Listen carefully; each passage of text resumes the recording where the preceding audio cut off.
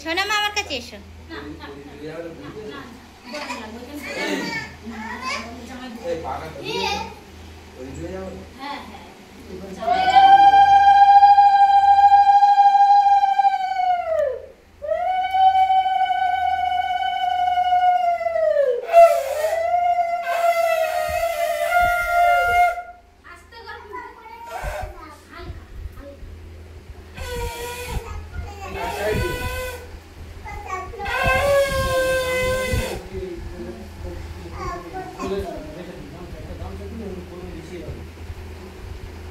এবার দই মিষ্টি দাও।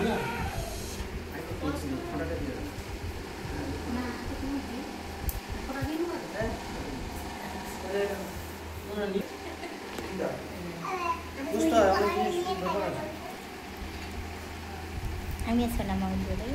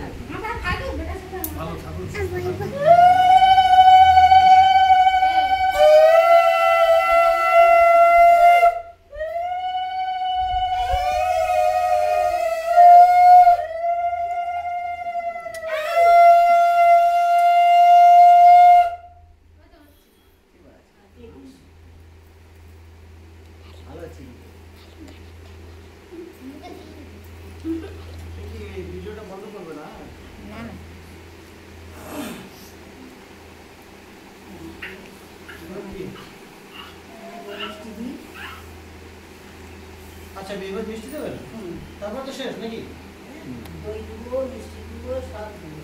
আচ্ছা দাও পানি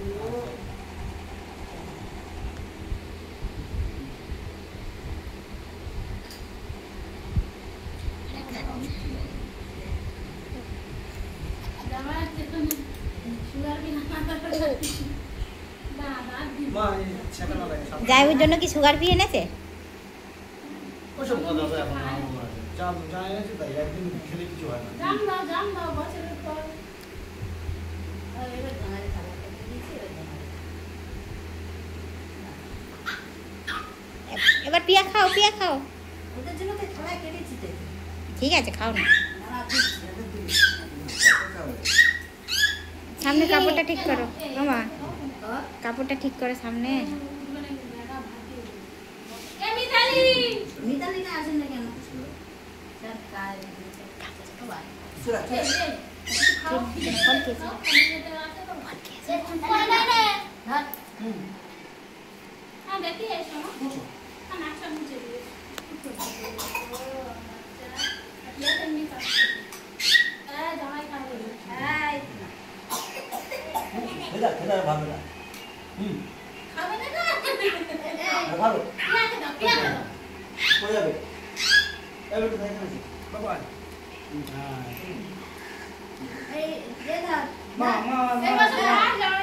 সে তার গালে আছে, ধরো। হ্যাঁ আমাদের কাছে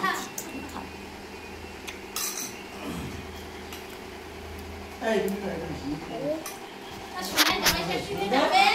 সোনাই যা যা ফল খেতে ভালোবাসে লিস্ট পাঠিয়ে দেবো একসাথে। জামাই এই ফল আর এই মিষ্টি খেতে ভালোবাসে।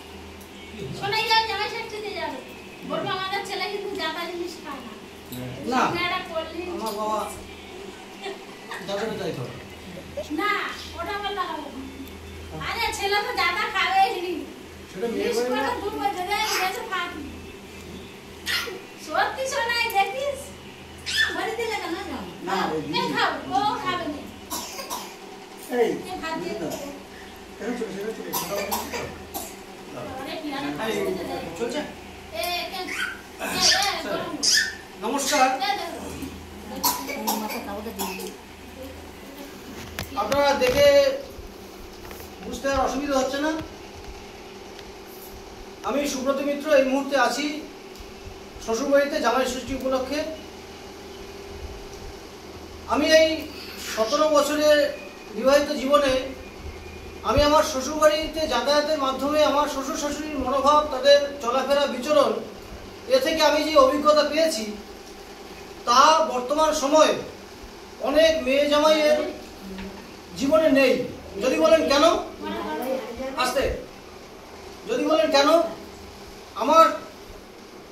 আমার শ্বশুর শাশুড়ি যথেষ্ট পরিশ্রমী, ভীষণ কঠোর পরিশ্রম করে আজকে এই জায়গাটায় তারা আছেন। আমার যখন দেখাশোনার সময় তারা, হ্যাঁ, আমার শালাবাবু জানতে চেয়েছিলেন আমি কি কাজ করি, কত উপার্জন, কিন্তু আমি বলিনি। কিন্তু আমার শ্বশুর শাশুড়িও কোনোদিন বড় কিছু প্রত্যাশা করেননি। এবং আজকাল যেটা দেখা যায়, ভালো করে শুনবেন, আজকাল যেটা দেখা যায় বিভিন্ন প্রান্তে শ্বশুর শাশুড়িরা মেয়ের বাড়ির মেয়ে জামাইয়ের চলছে তো মেয়ে জামাইয়ের সংসার ভেঙে ফেলছে এবং সেখানে নানান রকম কুমন্ত্র, নানান রকম পরিস্থিতির সৃষ্টি করছে। এই সব জায়গা থেকেও দাঁড়িয়ে আমি আমার শ্বশুর শাশুড়িকে এবং আমার শ্বশুরবাড়ির লোকজনকে নিয়ে ভীষণ গর্ববোধ করি।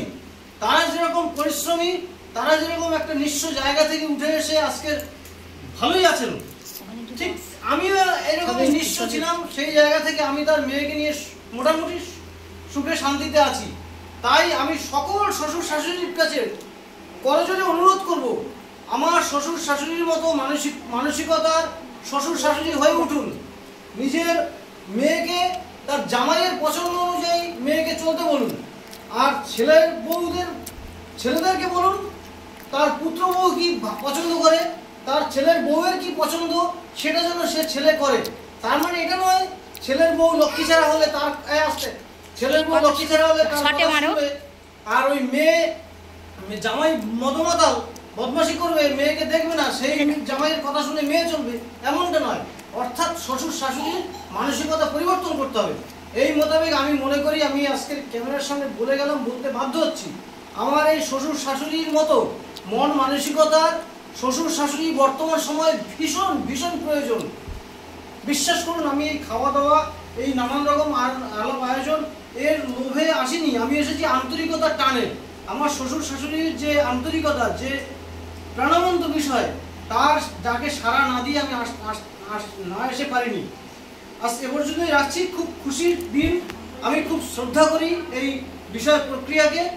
আমার শ্বশুর শাশুড়ির মতো সকল শ্বশুর শাশুড়ি যেন, সব মেয়ে জামাই যেন এরকম শ্বশুর শাশুড়ি পায়, সব বৌমারা যেন এরকম শ্বশুর শাশুড়ি পায়। ধন্যবাদ। কি জানেন আপনি, কি বলছেন? ভুল বলছি না, পাশে